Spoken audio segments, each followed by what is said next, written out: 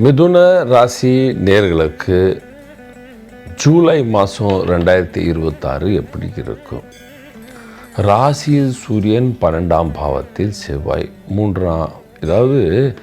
மூன்றாம் ராசி. இது மூன்றாம் ராசி இதோடைய அதிபதி புதன். கால புருஷத்தில் இந்த கைவுடைய ஏரியா தான் புதன். இந்த மாதிரி இருக்கும் பொழுது அதில் சூரியன் வரும்போது கோபம் செய்யக்கூடாது.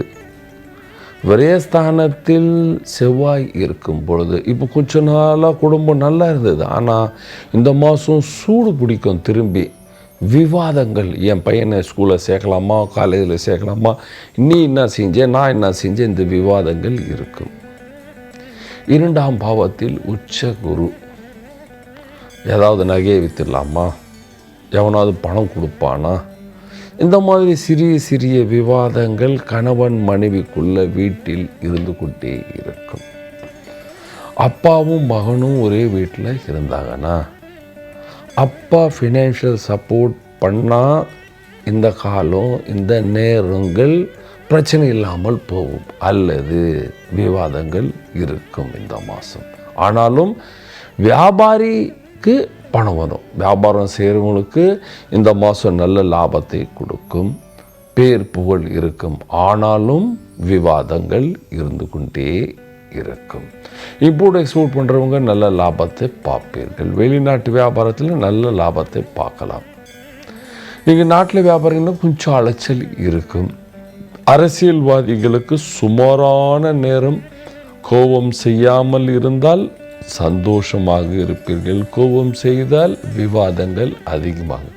அகங்காரம் பண்ணால், சூரியன் வந்தால் மனிதனுக்கு அகங்காரம் வரும். எனக்கு தான் தெரியும், உனக்கு என்னப்பா தெரியும் அப்படின்னு அகங்காரம் மனதில் இருக்கும். இவன் அடி முட்டாள், இவனுக்கு ஒன்றும் தெரியாது.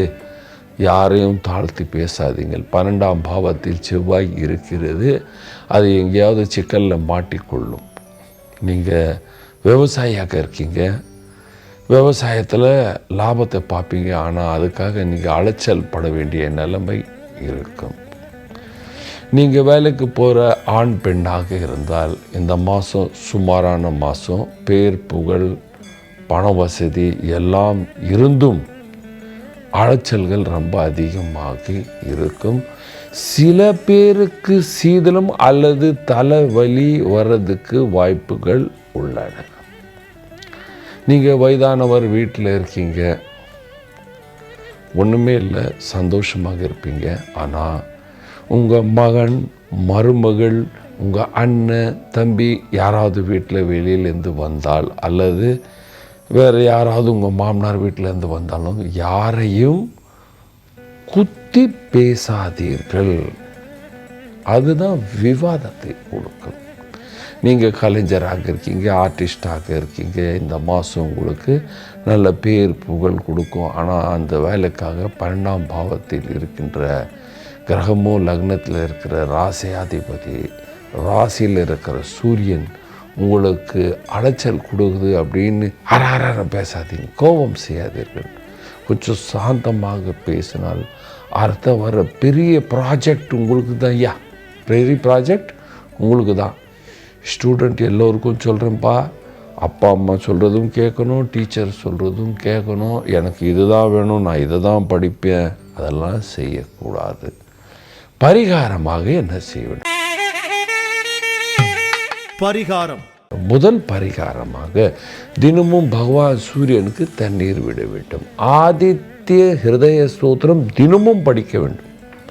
அதுக்கப்புறம் ஆஞ்சநேயர் பூஜை செய்யணும், ஹனுமான் சாலிசா படிக்கணும். செவ்வாய்க்கிழமை கண்டிப்பாக ஆஞ்சநேயர் கோயிலில் போய் அங்கே ஒரு வழக்கு ஏற்றிட்டு அங்கே உட்கார்ந்து ஹனுமான் சாலிசா படித்தா ரொம்ப விசேஷ லாபத்தை பார்ப்பீர்கள். குடும்பத்தில் எல்லோரும் சந்தோஷமாக சுகமாக வாழ்வீர்கள். நன்றி, வணக்கம்.